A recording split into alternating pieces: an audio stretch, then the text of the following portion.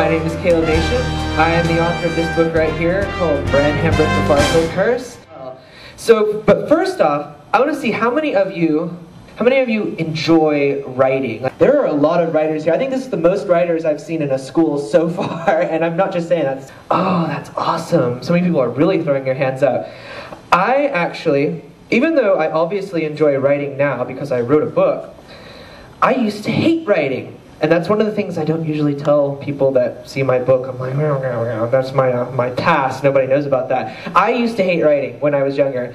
In fact, whenever I was probably 9 or 10 years old, I wanted absolutely nothing to do with writing. I didn't want to pick up a pencil. I didn't want to look at a notebook. And I kind of liked a little bit of reading, but not so much. My mom gave me this black notebook right here. And some of you probably use this in school or for other things. I don't know how you do it here, but this is my original. It says Kaleb's Storybook from 1998. And I was 9 years old, and my mom brought this to me, and she told me that I had to write 1 page a week in this story notebook, or else, ... And I hated it at first. Didn't like it at all. And for lack of better ideas, I would start writing stories. Like my first story was called Unidentified, and I wrote this when I was 9 years old, and then my first story involved a character named King Kaleb. I don't know who that was inspired by, I don't know where that came from. And King Kaleb would, he would take a submarine underneath the North Pole, he would meet aliens, and he'd blow things up, and that was pretty much the story. So it got to a point where I just actually got into the stories, because I found out that whenever I was writing, I could do pretty much whatever I wanted in the story. And that was the thing about writing, is that even though I had all these stories in my head that I wanted to get out, once I wrote it down, I could give it to anybody that I wanted. And then, years later, I was 14 years old. It was March 3rd of 2003, and I was up in bed. It was really late at night.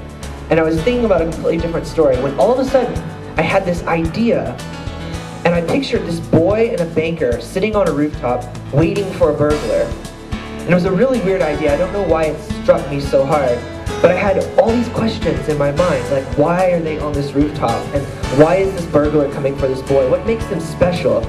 So I jumped out of bed and I ran over to my writing desk and I started scribbling this idea out. And as I went along, I had to answer all these questions.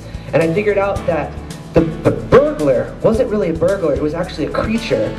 Figured out that the boy had these strange magic powers. The creature was coming to kidnap him again.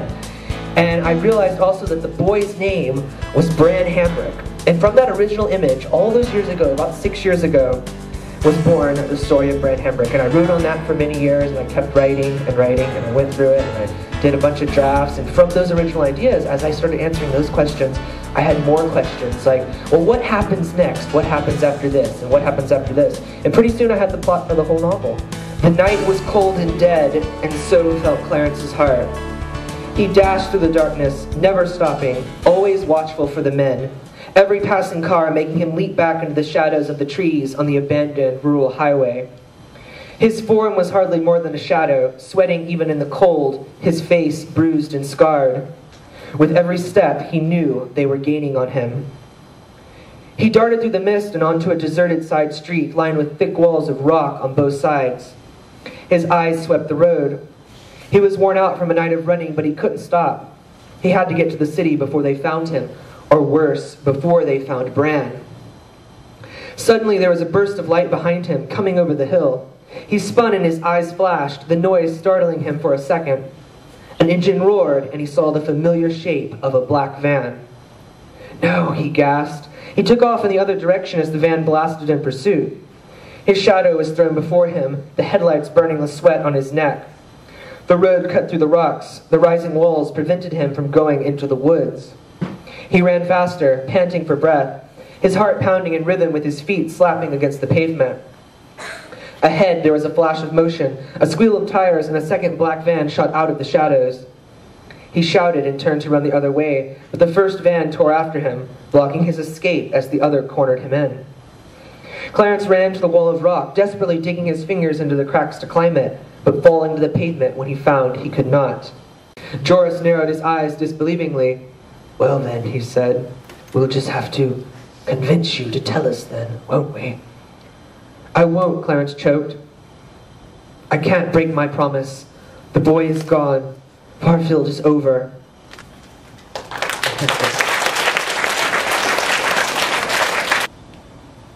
How long did it take me to make the book? I started it when I was 14, and it was published when I was 20, so it took about 6 years. So probably 5 years writing it, then 1 year editing and publishing and all that. What inspired me to write this book? Well, I had been writing for a while before this, so I'd been writing since I was about 9 years old, and I wanted to be an author so bad. But I'd just been writing on all these random stories for the longest time. And then from that idea that I had on March 3rd of 2003, when I was 14, I was so into this story. I loved the idea, and as I started answering those questions, I got more and more into the story and more like the sequels, and I knew everything was going to happen all the way up to the last book. So I just wanted to keep going with it because I loved all the characters. Did I really buy my own book? You know what? I haven't been to a bookstore and bought my own book, but I have secretly signed a copy of my own book at a store. But I left it there. Oh yeah, some of you saw that video. But I left it at the store for someone to find. And I don't know, inside of that video, for those of you that watched it, I kind of just signed it and put a note. But after it, what's not in the video is I went back afterwards and I put, "Hope you enjoy my book, Kaleb Nation," because I didn't know, so they might have thought someone just scribbled in the book. 'Cause if you look at my signature, it's like a scribble, it looks horrible. But I went back and put that in there.